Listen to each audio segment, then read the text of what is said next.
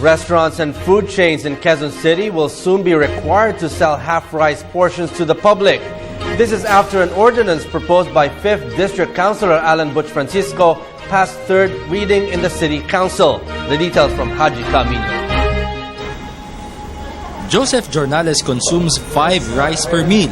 Joseph was eating at a restaurant in Visayas Avenue with his friend. He rarely has rice leftovers. Oh, meron, kaso binabalikan ko rin. Hindi ko tinatapon. Hindi mo tinatapon. So para sa'yo, gaano kahalaga ang kanin talaga?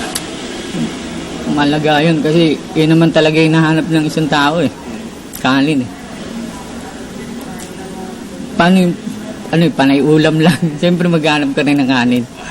Joseph de la Cruz doesn't eat much. So when she orders a lot, sometimes she would take out excess rice. Pag sakto lang yung order na kaya kong kainin na uubos ko, pero pag hindi, natitira ko. Misa tinetikaw ko na lang, inuwi ko sa bahay, kinakain ko na lang uli. Ginagawa kong merienda.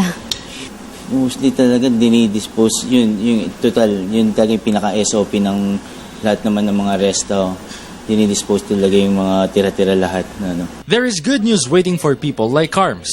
The Quezon City Council's third and final reading passed the ordinance that obligates food establishments to offer half rice to the public.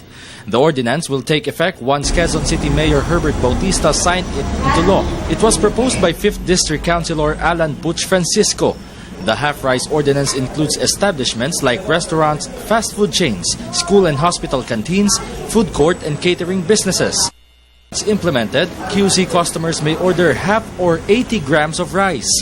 Those who will violate the ordinance will merit a written reprimand for first offense, will pay a fine of 1,000 pesos for second offense, and 2,000 pesos plus suspension of license or permit to operate for third offense. Based on study of the International Rice Research Institute, the country wastes 23 million pesos worth of rice daily, or 8 billion pesos per year. The amount is sufficient to feed 4.3 million Filipinos. Data from the Department of Science and Technology's Food and Nutrition Institute also indicates that every Filipino wastes 9 grams of rice, equivalent to 3 tablespoons per day or 3.3 kilograms yearly. That's why food establishment managers and customers said the city ordinance will be a big help to save rice. Mas okay yun para walang masasayang ng mga kanin. Malaking tulong yun para sa mga sila ng kahit papado kumikit. So, agree po kayo? Oo naman. Para sa akin, okay naman siya kasi at least may dalawang option ng tao kung isang kanin or kalahati. Para makatulong rin tayo sa ekonomiya natin. Ay, oo, malaki yan. Malaki. Kasi iba naman na umu-order sila ng one rice, hindi naman kayang ubusin.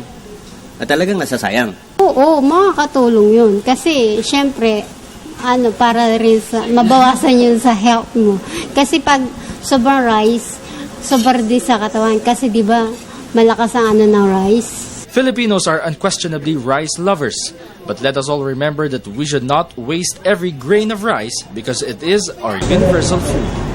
For the People's Television Network, this is Haji Camino.